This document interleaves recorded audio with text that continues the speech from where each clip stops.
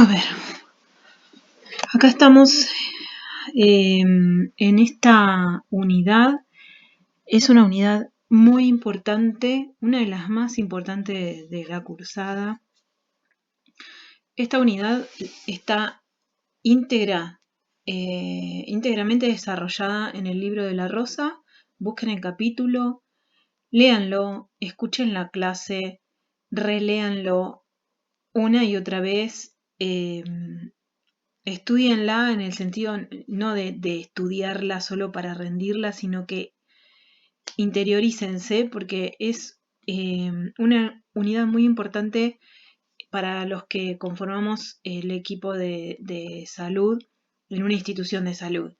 En el caso puntual de ustedes, profesionales de enfermería, pero todos los que trabajamos en institución de salud tenemos que tener conocimiento según nuestro rol, nuestra incumbencia profesional, de las infecciones asociadas a asistencias sanitarias. Ahora las voy a definir, vamos a explicar un poco qué se trata. Lo que les quiero comentar es que en las instituciones de salud, bueno, el médico, dentro del equipo médico, el infectólogo es el que va a manejar este tema. Enfermería, y dentro del personal de enfermería, el enfermero que se dedica a control de infecciones, y de parte del laboratorio, el bioquímico que realiza los diagnósticos de microbiología. Como que esos tres pilares son, en cuanto al diagnóstico, tratamiento y prevención de lo que son las infecciones asociadas a asistencias sanitarias. Entonces, ¿qué son? Bueno, lo conocido como infección intrahospitalaria o nosocomial. El nosocomio es hospital. Hoy en día es más moderno el término asociado a la asistencia sanitaria. Es decir, una persona acude a una institución de salud para ser asistido y asociada a esa asistencia sanitaria viene alguna infección que adquirió en la institución de salud. Puede ser, se dice intrahospitalaria, pero puede ser en un sanatorio, en un centro de salud de distintas complejidades. Entonces, ¿cómo lo vamos a definir? Condición sistémica o localizada, consecuencia de una reacción adversa a la presencia de uno o unos agentes o de sus toxinas. Desgloso. Condición sistémica es, digamos, ¿se acuerdan cuando vimos la definición de las enfermedades? General, que abarque todo el organismo, todo el cuerpo. O localizada, por ejemplo, la infección de una herida es local.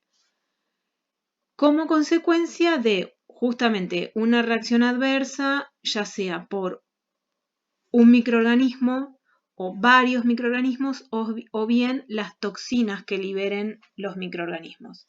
No todos los microorganismos liberan toxinas, este es un factor de virulencia de algunos de ellos. Justamente por eso la definición abarca cualquiera de las tres condiciones. O sea, una persona acude a una institución de salud y ahí adquiere una infección. Acuérdense que en la infección estamos involucrando ya un microorganismo. Puede ser que la consecuencia sea por un microorganismo o por sus toxinas, o por más de un microorganismo también, y que afecte a todo el cuerpo o que sea local. Cualquiera de esas situaciones están incluidas dentro de la definición. Justamente una condición es que esa infección no esté presente al momento de de la admisión de la institución de salud. Es decir, la persona llega, se le da la admisión, no tiene que venir con esa infección, ¿sí? Y tampoco puede estar incubándola. Revean acá lo que es la definición de infección, ¿sí? Se los dejo para que lo vean. Siempre estamos hablando de microorganismo. Entonces, la persona llega, se va a atender, se va a internar a un parto, a una cirugía, lo que fuera, y no estaba infectado o no estaba incubando nada y adquiere la infección en la institución de salud, por lo menos de la que estamos hablando, ¿sí? Porque puede venir, por ejemplo, por una gripe, tiene una infección, ¿sí? Y después, dentro de la institución de salud, adquiere una neumonía por neumococo. ¿Cuál de las dos va a ser la intrahospitalaria? La segunda, la del neumococo, la que adquirió cuando estaba internado. O viene lo mismo para una cirugía y se le infecta la herida quirúrgica. La infección de la herida quirúrgica es intranosocomial. Como regla, son las que aparecen 48 o 72 horas después del ingreso. Se pone este periodo porque la mayoría de las enfermedades infecciosas intrahospitalarias se incuban en este lapso de 2 a 3 días, salvo hepatitis B o HIV, que tienen un periodo más largo de incubación y de diagnóstico, diría yo, hasta que aparece el diagnóstico, y entonces ya después es difícil comprobar que lo adquirió en la institución de salud. Por ejemplo, una persona que se va a atender, no sé, al dentista, va al odontólogo y después de unos años, en unos estudios de laboratorio, aparece hepatitis B. Bueno, ¿cómo sabemos que se infectó en el odontólogo? Es más difícil probar. En cambio, las que son más habituales aparecen 48 o 72 horas después de que ingresó a la institución de salud, porque la mayoría de las enfermedades de las infecciones intrahospitalarias tienen este periodo de incubación. Por eso se pone esa como regla. En cambio, hepatitis B y HIV es más difícil. Y infección extrahospitalaria o comunitaria es la que se adquiere fuera. En el ejemplo que yo les decía sería extrahospitalaria la gripe, intrahospitalaria la neumonía, por ejemplo. O una persona se va a atender justamente por una neumonía, sería extrahospitalaria porque la adquiere afuera, por eso es que acude a atenderse. Internado, le dan tratamiento para antibióticos y como consecuencia del antibiótico tiene una diarrea por otro microorganismo que no vamos a nombrar para no complicar, pero entonces, ¿cuál va a ser la intrahospitalaria? La diarrea infecciosa, ¿no? Porque la adquirió en el hospital. Bueno, del 5 a 10% de los pacientes hospitalizados puede sufrirla. Quiere decir que cada 100 pacientes que se internen en una institución de salud o que se atiendan en una institución de salud, de 5 a 10 van a tener una intrahospitalaria. La sigla ya decimos IAS porque es Infección Asociada a Asistencia Sanitaria. Ahí la van a ver ya desde ahora en más como IAS, con doble A. Entonces, si del 5 al 10% de los pacientes pueden sufrirla, quiere decir que cada 100, de 5 a 10 se van a infectar con una IAS. Obviamente esta cifra va a cambiar dependiendo de varios factores. Uno, muy importante, va a ser la susceptibilidad del paciente. Si es un inmunocomprometido, va a tener más riesgo de tener una intrahospitalaria o de las enfermedades previas. Otro también es la enfermedad por la cual ingresó. No es lo mismo que ingrese porque se cayó y se dobló el brazo y tiene una fractura y hay que enyesarlo, a que ingrese a una cirugía de corazón. Tiene mucho más riesgo porque hay que hacerla a cielo abierto, en quirófano, o no es lo mismo que vaya por, no sé, una herida, al mismo ejemplo de la fractura, o sea, la enfermedad que origina el ingreso también es determinante. Y muy importante es el procedimiento que se le va a realizar. No es lo mismo una sutura, un catéter, una vía, todo lo que rompa epitelio. ¿Se acuerdan? En la clase anterior yo les mostré ese dibujito.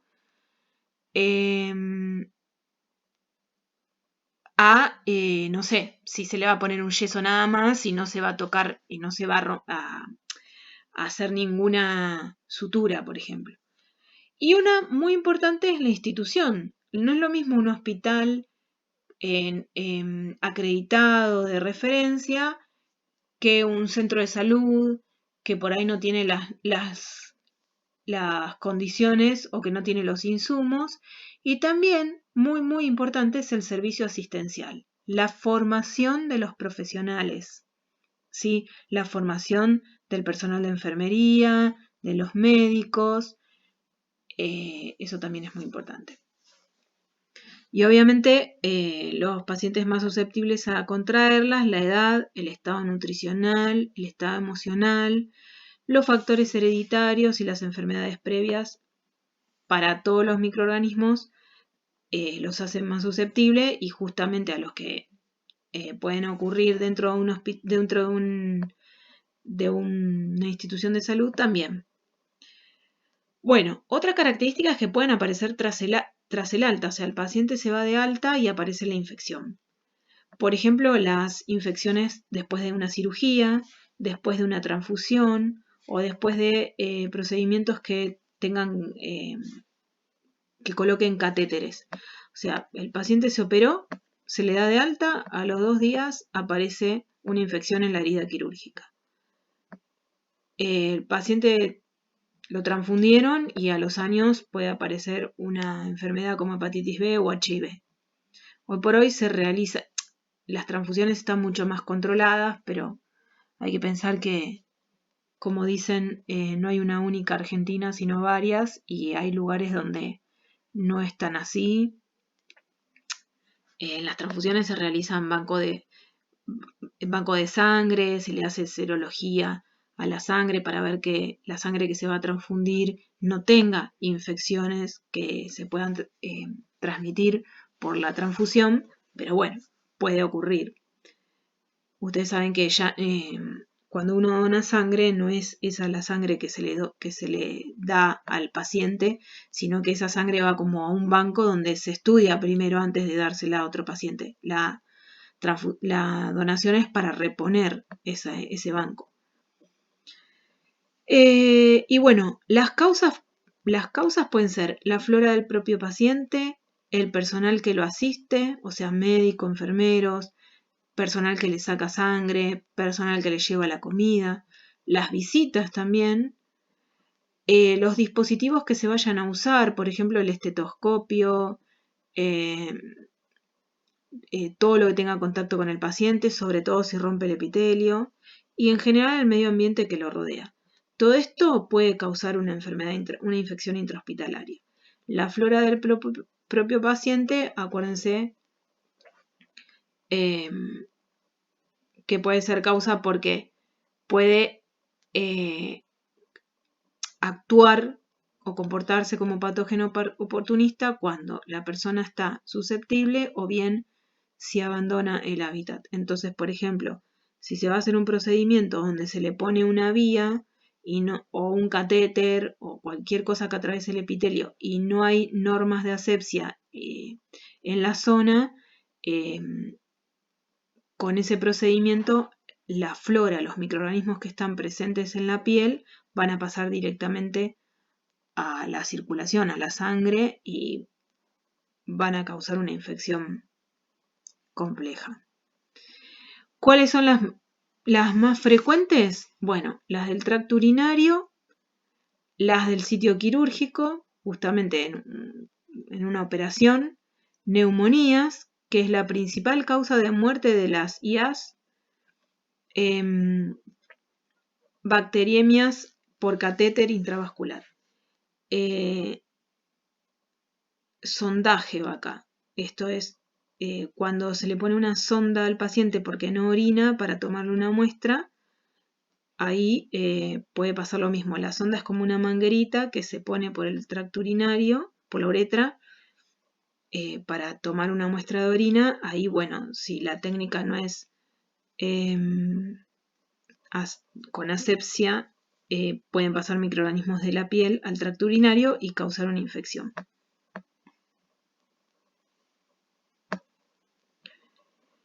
Bueno, ¿qué son los bundles? Palabra en inglés.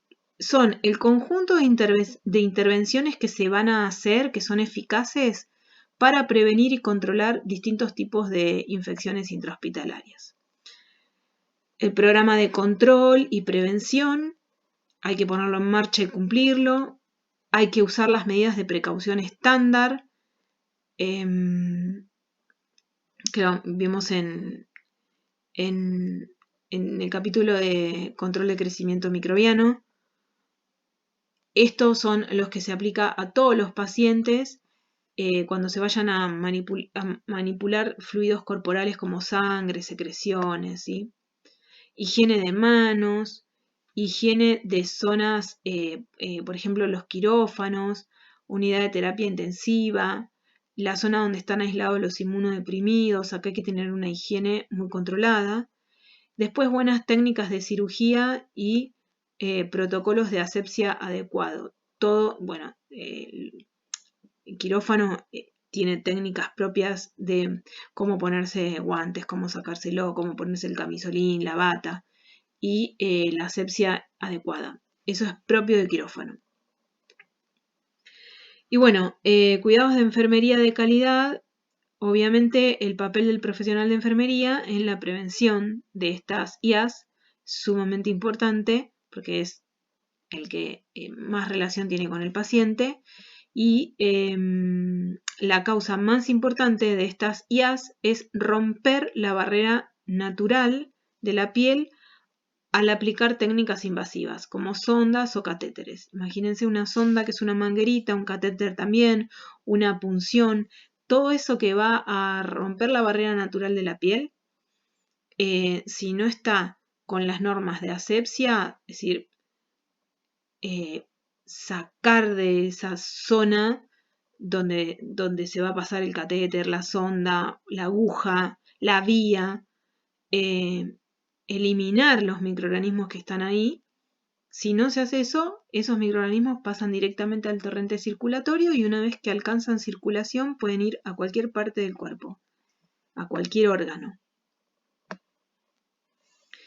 ¿Cuál es la trascendencia? Trascendencia significa consecuencia o relevancia. ¿Qué consecuencia tienen estas IAS? La consecuencia sanitaria es que van a agravar la morbilidad del paciente. Puede haber una discapacidad producto de una infección intrahospitalaria. Y también justamente el estado emocional, ¿no? Se le atribuye un alto grado de mortalidad a esta consecuencia. La social y humana, el dolor, la pérdida de calidad de vida, molestias que le pueden quedar al paciente, que pueden llegar a ser transitorias o permanentes.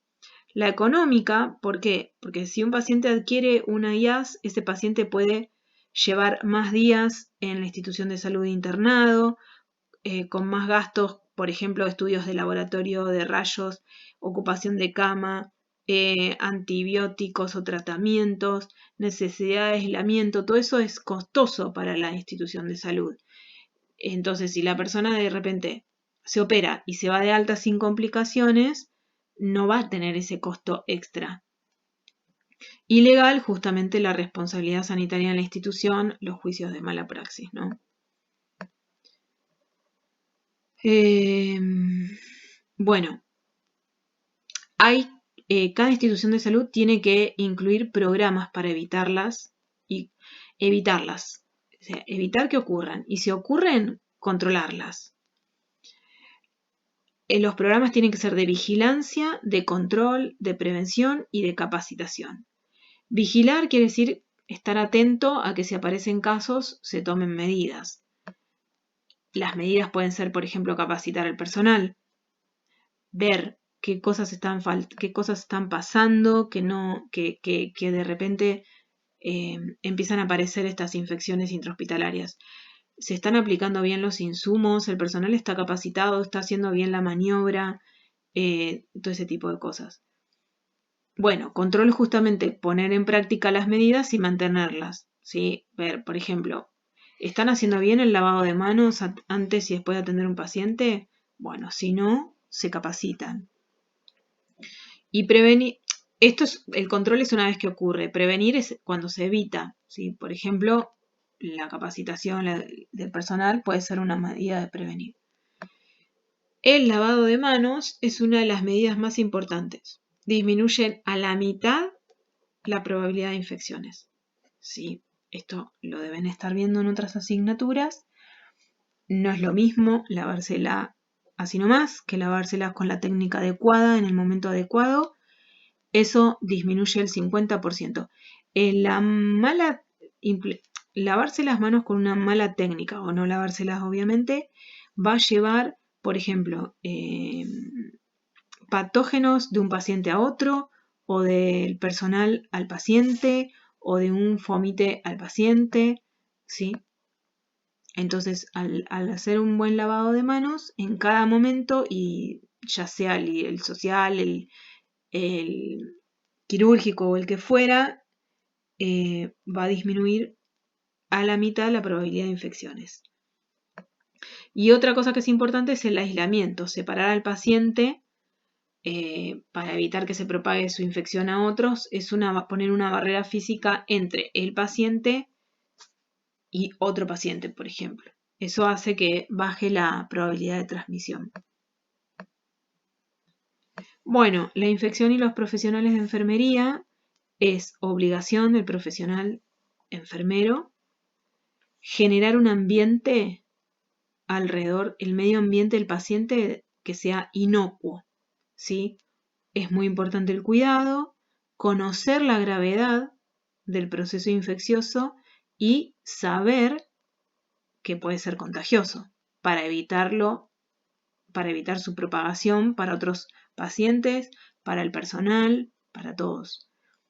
Y recuerden que romper la cadena de transmisión en cualquiera de sus pasos es la base para prevenir y controlar las mismas. Entonces, de acuerdo al paciente, ayudarlo y enseñarle a mantener su propia higiene. Mantener o manejar las normas de bioseguridad, como el uso de guantes, de barbijos, de camisolín, cómo desecho los cortopunzantes. Todo eso también hace la prevención. Aplicar las medidas correctas del manejo de bolsas de drenaje, de aspiración, todos procedimientos de enfermería. El lavado de materiales, desinfectar las superficies, hacer asepsia adecuada en el paciente. En este caso, va a prevenir y a controlar que el paciente tenga una enfermedad intrahospitalaria. Bueno, y acá los 5 momentos del lavado de manos. A ver qué más.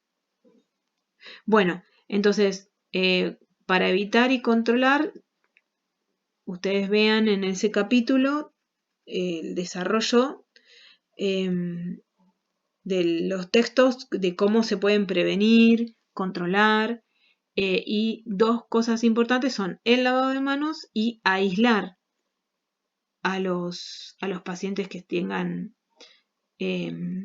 alguna infección o que puedan propagar una infección. Por acá nada más.